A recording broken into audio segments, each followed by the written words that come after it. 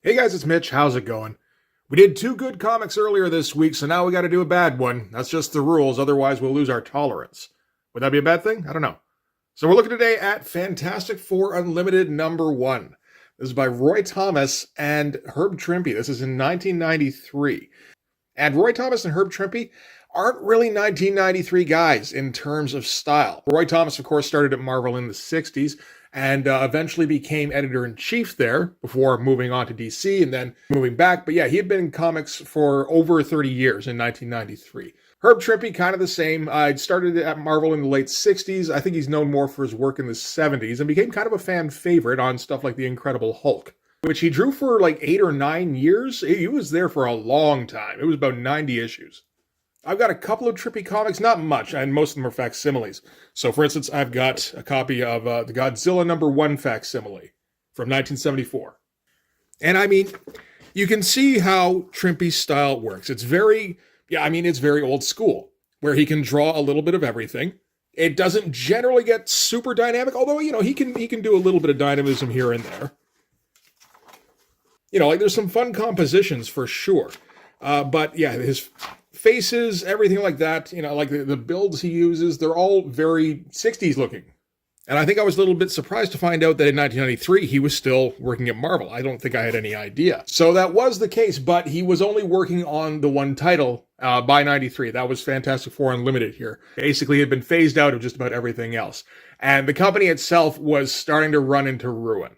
Marvel was obsessed with flushing the market with just way too many titles in some kind of obsession to own more real estate on the shelves. I think they still do that, but it was a major imperative in 93. And apparently the ownership group was just busy trying to acquire everything they could and overextending Marvel and speeding them towards bankruptcy, which would happen in about 3 years. So why don't we get into this? We can figure it out along the way. The cover here is by Mark Pacella. And he did a couple of these covers before they eventually handed off to somebody named Claudio Castellini, who appeared to be quite good, but I don't think he got a whole lot of work in comics. Maybe I get the impression maybe it wasn't a priority for him, because he certainly could have had it if he wanted it. But yeah, Mark Pacella, I have never been a fan of. I never enjoyed his work at all.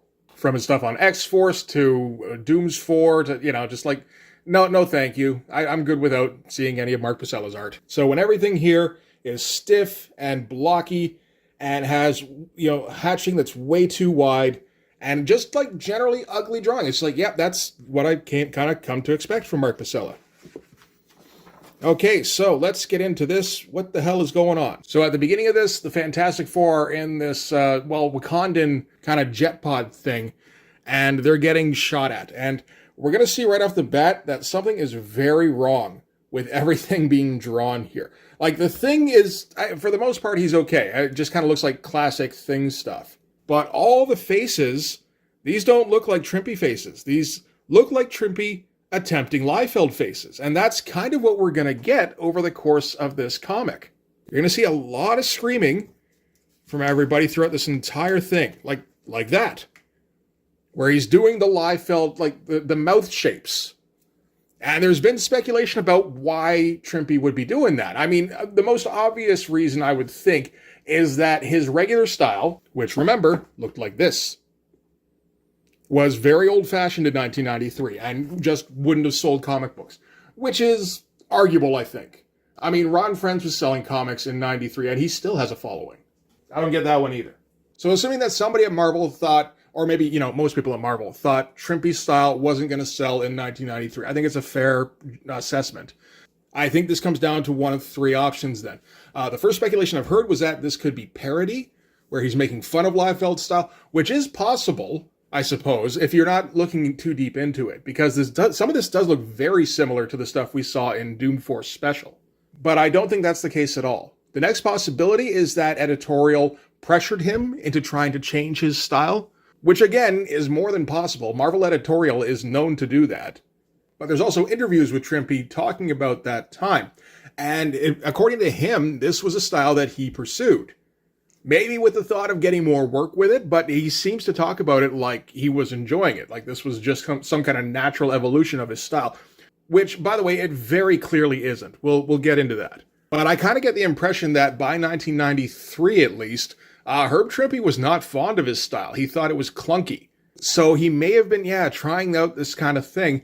And it would take a while, by the sound of it, before Trimpe realized just how beloved his earlier runs were from the 70s. Like, Hulk in the 70s was no joke. 60s it was. There is no Incredible Hulk numbers 7 through 101 because that was Tales to Astonish, which they switched over to Incredible Hulk after 101. But by the time Herb Trimpe was, well into his run, Incredible Hulk was just a mainstay in the Marvel lineup. It wasn't Spider-Man or anything, but it was totally on a par with something like Avengers or Thor or Iron Man. So if he wasn't a fan of his style and saw that these young kids were getting, big paydays out of drawing like they didn't know how, then it might have made him think, shit, I might as well give it a shot. So that's what we're going to get here. Okay, so I'm not going to talk a whole lot about the story in this because the story in this is fucking bullshit. Roy Thomas is not going to help out Herb Trimpe in this at all. This is the other problem with this book, is that it's written like it's a 60s or 70s comic book story. There's no real attempts at trying to make the characters 90s cool. They're just unnecessarily aggressive, but unnecessarily aggressive for the Fantastic Four, which could be they declined to tip somebody. Anyway, the deal is that they're supposed to be flying over to Wakanda, and all of a sudden Wakanda starts shooting them down for some reason and blows up the little rocket thing they're in. I like fun composition. I like the whole look of this page, really. This is still weirding me out, but it's going to get worse. So, they all start falling to Earth, and, you can see what Trimpe's doing with the anatomy here. This is Johnny Storm, and this, doesn't look like anything that Trimpe's ever drawn. It's strange because it doesn't quite seem like Herb Trimpe's trying out a new style. It seems like he's trying to approximate Liefeld shapes from the perspective of a guy who knows how to draw and has been doing it for decades. And we get just all the fucking thought bubbles in the world as the thing falls to Earth. So good old Suze. She must have managed to throw up, you should pardon the expression, a force field just as the ship blew. Only she was so out of it, she couldn't hold it. One Wakandan rainforest, coming up fast. I'll survive, but the rest of the FF ain't blessed with my gorgeous rock-hard hide. Finally hits the fucking ground. What in blazes is gonna happen to them? Holy Hannah, that's the torch coming down, toward Twisted Visions Lake. If he don't wake up in a hurry, this is supposed to be 93. And it doesn't work. We've even got Sue in the boob window costume, because that's where we are in the continuity. But, again, this is a fun composition. Look at all the work going into this foliage here. Because, Trimpe knows how to fucking draw. And then he does this stuff with Mr. Fantastic. You look at all the approximations at Liefeld lines in here. It's a mess. They get attacked by somebody. We're not going to see who on this spread. But, the shot here of Johnny flaming on is a tough pose. I mean, he's trying to cram it into a pretty small panel here. Mostly so he can get this one to be a big one and kind of pop him out of the panel border. And in the meantime, Sue and Reed, Sue makes the two of them invisible so that they can assess the situation. But, you see what he's doing with Reed here, where he's just a screamy man with all sorts of face lines. And then you see, this drawing of Sue here, that's a very good drawing. The guy who drew this and the guy who drew this, you wouldn't expect them to be the same guy. And Mr. Fantastic with his giant shoulders and biceps that don't really make a whole lot of sense. And then we get this kind of cool double spread with where we're using a lot of negative space up here. I think we're going to get a lot of kind of Liefeld no backgrounds in this too. Every once in a while he'll throw something in and it's the kind of thing that'll make you go, oh shit, yeah, I forgot Herb Trimpe can draw well. But, you look around here and there's nothing on this entire spread. Anyway, Johnny and the Thing, they get kidnapped by these guys here, and we don't know who these guys are. We know that they have gigantic, improbable guns. G.I. Joe figures don't have guns this big. Saw Viper and shit like that. Looks like he's about 12 heads high, and again, can't draw a Mr. Fantastic face. He just keeps drawing it like he's got lockjaw. And, okay, this is much closer to, Liefeld heads. Where, again, he's approximating the shapes. Reed is still making that face. He's been making that face for, 5 pages. Because that's what you do in a Liefeld comic, right? And again, this face, this is not, that guy drew this? Anyway, these guys, whoever the guys are that captured Johnny and Ben, they get attacked by the Black Panther and the Panther Posse, which I suppose is a thing. It is in this one anyway. Bad pose and ridiculously over-muscled. They've got the balloon muscles going on. FF tries to beat up the guys in the armor and they can't really do any damage. We got a giant double page spread. What the fuck is going on in that knee? That's fucking crazy. That's like he couldn't find a reference for what Liefeld does with a knee in that, so he just kind of made up some Liefeld looking lines. But like all sorts of nonsensical shines all over everything. Who's Black Panther talking to here? Is he coming straight for us? Kind of seems like it. And the Fantastic Four just start wailing on these soldier guys because they're not going to think of something clever to do. That's the thing in this. There's no reason, as far as I can tell, that these people are going to attack the Fantastic Four. And the Fantastic Four aren't going to respond like the Fantastic Four. They're not going to puzzle out, like a clever way to deal with the threat. They're just going to punch them because it's 1993, and this is what the kids want to see. Or at least that's what I assume Roy Thomas is thinking. He's still making that face. Oh shit, it's contagious. Now Sue's doing it too. This thing is fun. With the super stretching by Mr. Fantastic, stretching right out of the panel border here. Going to extreme close-up. Like, these pages are very cluttered with the images where he's just kind of shoving everything in every which way in an attempt to kind of be extreme. The shot here of Mr. Fantastic holding a better knife than Rob Liefeld can design, at least. But it's a very extreme-looking knife. Anyway, this is a vibranium knife. So what they're going to do is they're going to stab people, the armor people, with the vibranium knife. And that makes them, explode like a balloon?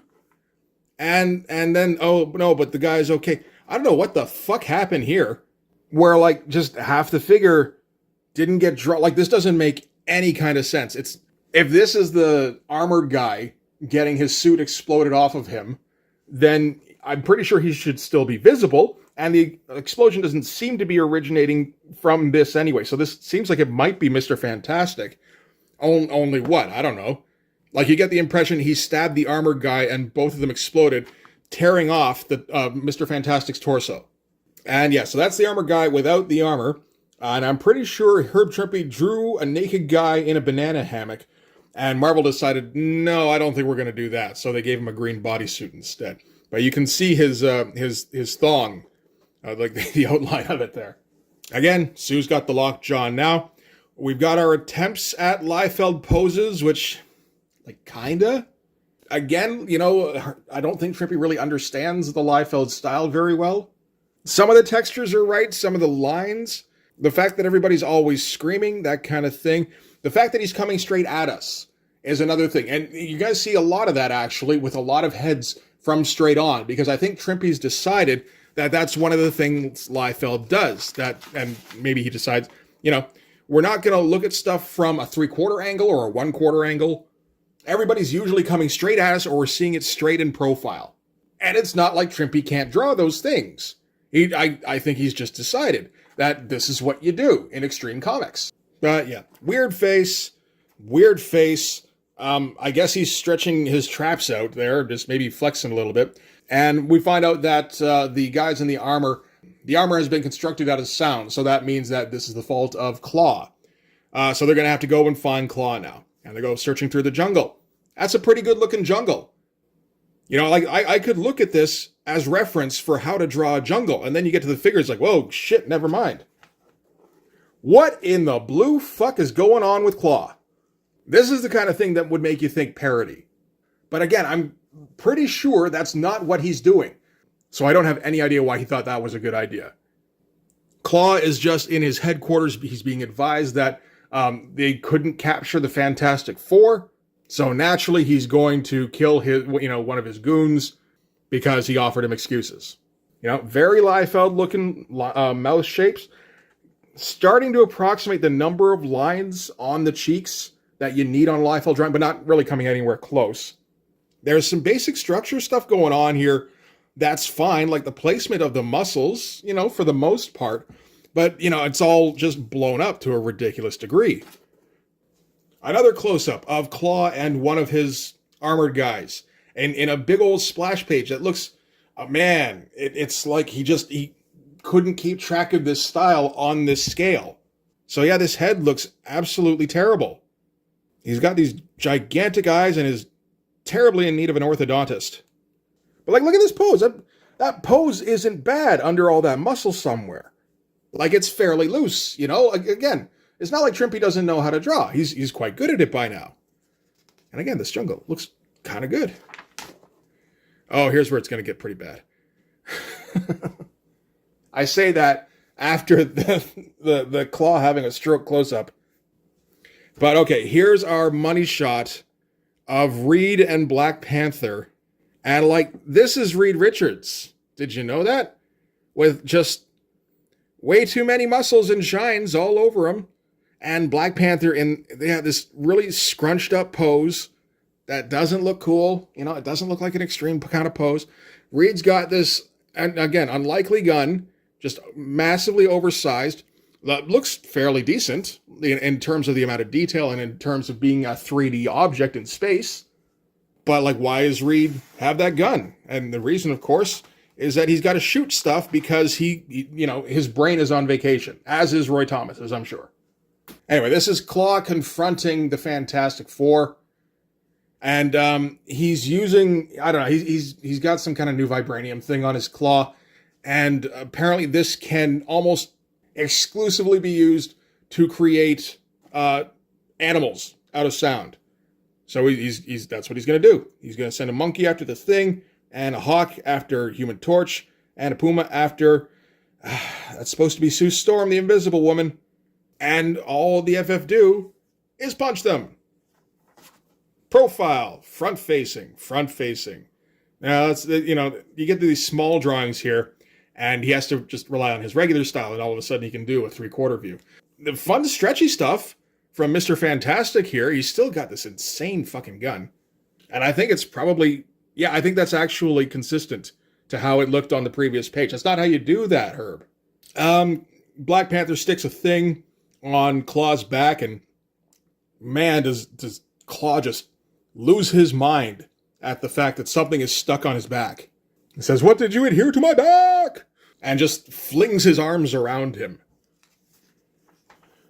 Okay, so Mr. Fantastic shoots the gigantic gun finally, which, I guess is a missile, not from an angle that looks particularly cool or dynamic, We're just seeing everything that happens this is being drawn by somebody who just knows how to tell a story. And momentarily couldn't square in his head that you should be going for a low angle. And just a big explosion in the front with, Reed all front lit. And all sorts of speed lines. And not really understanding what's happening in the panel. That's what you're supposed to do. Okay, so he shoots Claw with something that, and the new claw he's got, the newfangled one, breaks. So he starts producing sound creatures unwillingly. And they're kind of imaginative looking. If they were cool, they'd look like Dale Keown werewolf things, right? So this is definitely more 70s looking, but I actually enjoy these quite a bit. So the monster things keep pouring out, and we get this extreme close-up on Claw shouting, "Kill me!" And yet we get all these panels that look like he's trying to do extreme stuff, and not quite getting there. We're getting a lot of medium shots, really, which again is decent for storytelling. And the story is still talking like it's a 60s comic. That's the thing. All the actions in here have been 90s actions. This is the dumbest thing I've ever read. We're on page 43 here, and there's been 2 plot beats. It's all just a big punch-up. But the dialogue is just T'Challa's grabbed Claw, and he's carrying him toward, of course, the vibranium mine. Only vibranium can negate the effects of other vibranium, so the Panther's taking him right to the source. He's gonna make it, while I'm helping the rest of the FF. But he's still got a problem, namely, are those horrors that Claw is generating going to let him get there alive? That's not very extreme thoughts, but at least he's screaming these thoughts. All right, so Black Panther shoves the claw hand into the floor of the vibranium mine, and that does something. I guess all the sound waves go directly into the mine, and that absorbs them or something. And all the sound creatures disappear. They also disappear outside. So Reed is left to conclude that Black Panther probably stopped this somehow. Although for a second he thinks maybe that he's killed Claw. Like, look at these panels here. This is absolutely terrible. As they just kind of kneel on the floor here, they're just like pointing at Black Panther and throwing him the thumbs up. And he goes, "You are a weak-willed fool, Panther. If I had won, I would have crushed you beneath my boot like an insect. But you could do nothing but take me back to prison and wait for me to escape again." And Panther says, "Actually, Claw, in point of fact, I can do a lot more than that." And he punches him. It looks like he breaks his neck, but no, that's not what happened. Again, just terrible look. It's just terrible. And then the authorities show up and take Claw to prison. So I guess the much more he could do was to punch him once more. Look at all the black on Sue here.